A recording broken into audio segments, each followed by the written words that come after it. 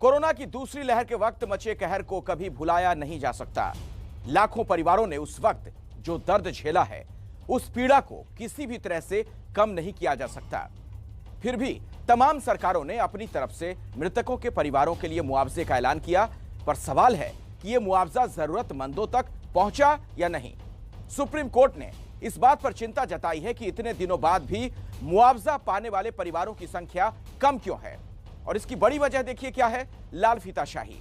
सरकार ने मुआवजे का ऐलान कर दिया, इसके लिए फंड भी जारी कर दिया, फिर भी हजारों परिवार मुआवजे के लिए भटक रहे हैं, क्योंकि जिस सिस्टम को यह फंड बांटना है वो लोगों का दर्द और जरूरत समझने की बजाय उन्हें कागजी कार्रवाई में उलझाए हुए है। और यही वजह है कि सुप्रीम कोर्ट को कहना पड़ा कि सरकार ऐसा सिस्टम बनाए जिससे लोग ऑनलाइन मुआवजे का दावा कर सकें।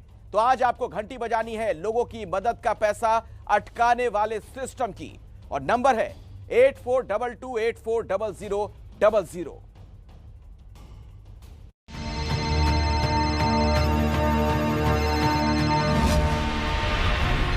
उनकी मौत के बाद हमारा परिवार पूरा बिखर गया। पहले वो थे तो अनाज ही मिलता था, अब वो भी नहीं मिलता है।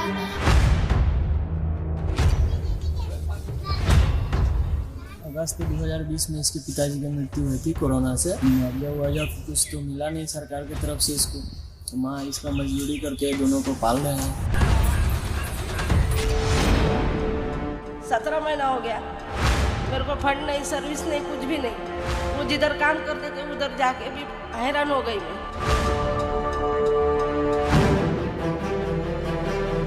मेरा कोई कमाने वाला नहीं है, कोई देखने वाला नहीं है।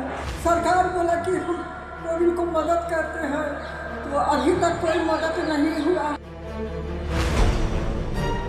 लेकिन आज तक हम सरकार की तरफ से कोई मुआवजा वगैरह नहीं मिल पाए। किसी को भी नहीं सर, कुछ भी नहीं मिला। हमारे आसपास से कितनों की डेथ हुई है। पापा ही थे जो कमाने वाले थे, उन्हीं से घर चलता था। स्थिति से हम लोग गुजर रहे हैं, वैसा स्थिति भगवान किसी को नहीं दे।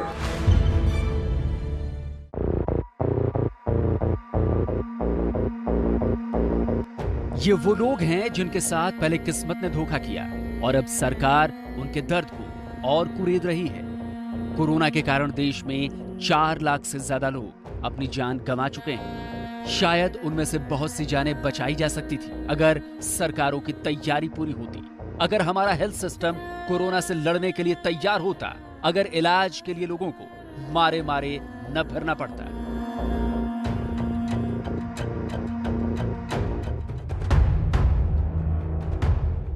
लेकिन ये सब न होने के कारण कितने ही परिवार पूरी तरह उजड़ गए। जिनके घर में अकेला कमाने वाला चला गया, उनके लिए जिंदगी ठहर सी गई।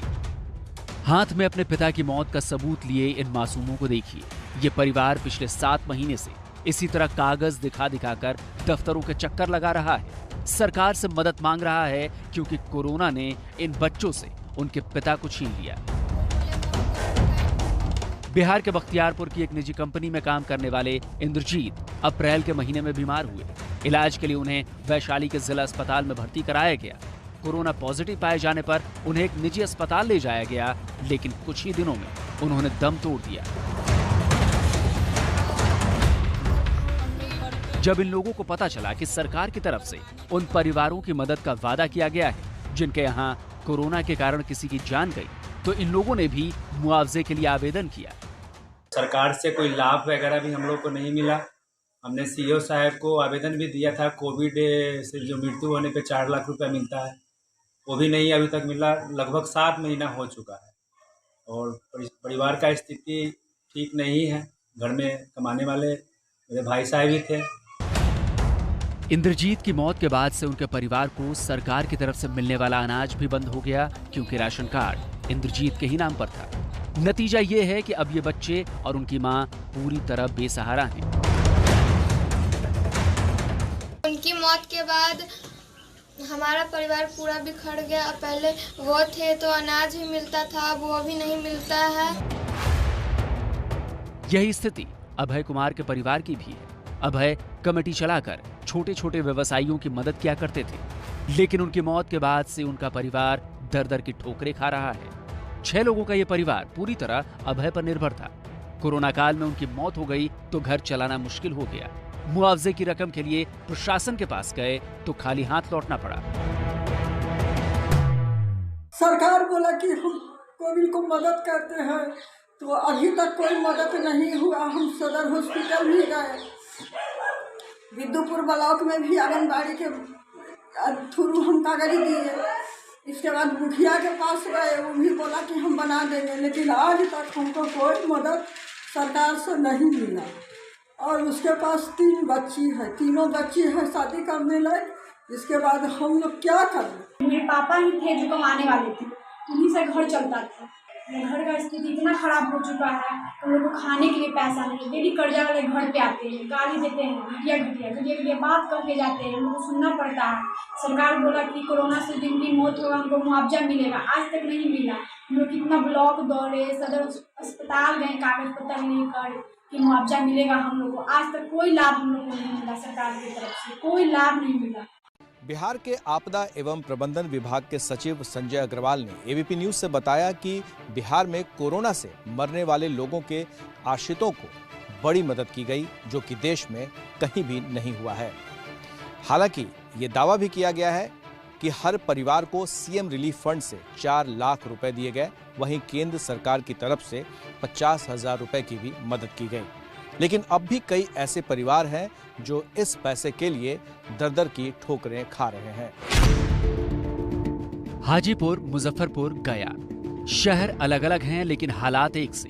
बिहार सरकार कहती है कि उसने देश में सबसे ज्यादा मुआवजा बांटा है, लेकिन अब भी कितने ही परिवार ऐसे हैं जिनके हाथ खाली हैं, जो मुआवजे के लिए चक्कर लगा लगा कर थक चुके हैं। सवाल है कि उन्हें कब तक यूं ही भटकना होगा।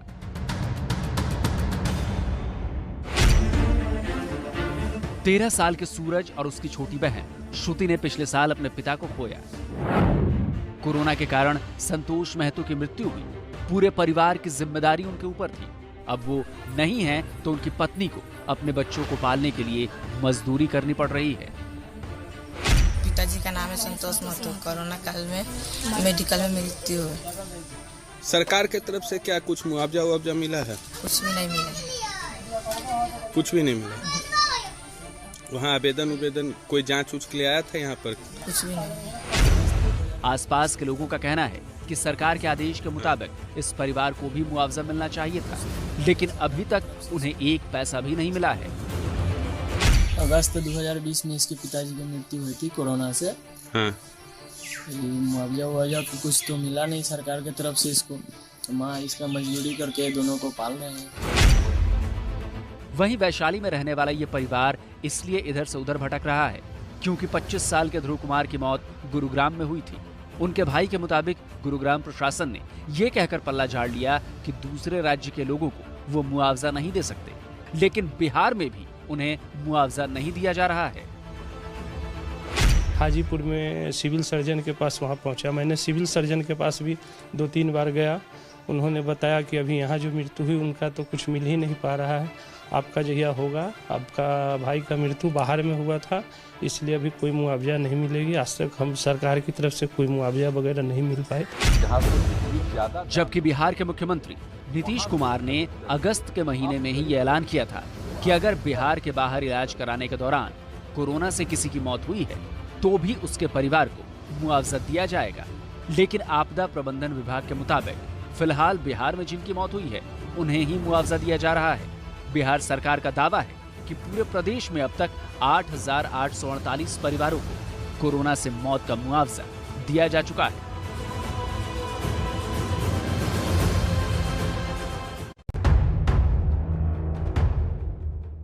लेकिन महाराष्ट्र सरकार इस मामले में और भी पीछे है। सरकार ने महामारी के शिकार परिवारों के लिए खास फंड तैयार किया था, जिसका मकसद पीड़ित परिवारों को आर्थिक मदद देना था। लेकिन मुंबई के चेंबूर में रहने वाले रणदीवे परिवार को अब तक किसी तरह की कोई मदद नहीं मिली है। जो सरकार ने बोले, जो काम करते टाइम भी ऐसा हुआ तो उनको फंड मिलेगा, ये मिलेगा, उनके भरोसे ही मेरा आदमी गया ना काम पे, वो दुनिया का सेवा करके गया। लेकिन हम लोग को कोई पूछने वाला नहीं है। अभी जो भी है उनका जो मिलने वाला है या नहीं मिलने वाला है साफ साफ बताओ। जो जिंदा थे उनको आज दिखाए तुम लोग, वो तुम्हारे भरोसे अपना जान गवा बैठे। आज घर में रहते हमारे में, हम लोग के लिए कुछ ना कुछ करते थे, तुम लोग नहीं करेंगे तो भी चलता था। संजय अपने परिवार में इकलौते कमाने वाले थे, पर उनके परिवार को न केंद्र की तरफ से घोषित मुआवजा मिला, न राज्य सरकार के फंड से। महाराष्ट्र में सीएम कोविड रिलीफ फंड से अब तक सिर्फ 24% पैसा ही खर्च हुआ है। करीब 600 करोड़ का फंड इस्तेमाल ही नहीं किया गया। पंजाब में भी कई परिवार मुआवजे के लिए भटक रहे हैं। अमृतसर में रहने वाले हेमंत के पिता संजय वर्मा कोरोना का शिकार बने। पिता के इलाज में परिवार पर कर्ज चढ़ गया। मुआवजे की उम्मीद थी, लेकिन वो भी नहीं मिल रहा। किसी को भी नहीं सर, कुछ भी नहीं मिला। हमारे आसपास से कितनों की डेथ हुई है, सभी ऐसे ही हमारी तरह ही प्राइवेट जॉब करते हैं, रेंट वगैरह पे रहते हैं, लेकिन किसी को कुछ भी नहीं मिला। सितंबर के महीने में सुप्रीम कोर्ट की फटकार के बाद केंद्र सरकार ने कोविड से मरने वालों के परिजनों के लिए 50,000 रुपए की मुआवजा राशि तय की थी। कुछ राज्य सरकारों ने इसके अलावा भी अपनी तरफ से मदद का ऐलान किया था, लेकिन सरकारों का ये वादा अब तक पूरा नहीं हुआ है। तो कोरोना पीड़ितों के साथ वादा खिलाफी करने वाले इस सिस्टम की आप घंटी बजाइए। आप सोशल मीडिया साइट कू के जरिए भी घंटी बजाओ से जुड़ सकते हैं।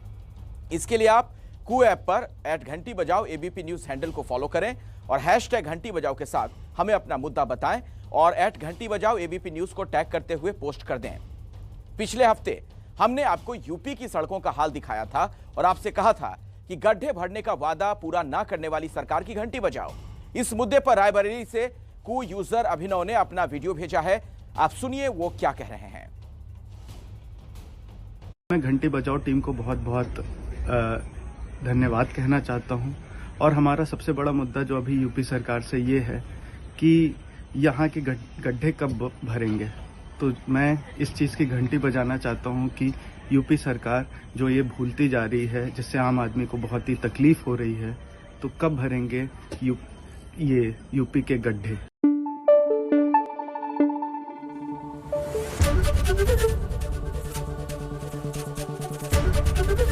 एबीपी न्यूज आपको रखे आगे।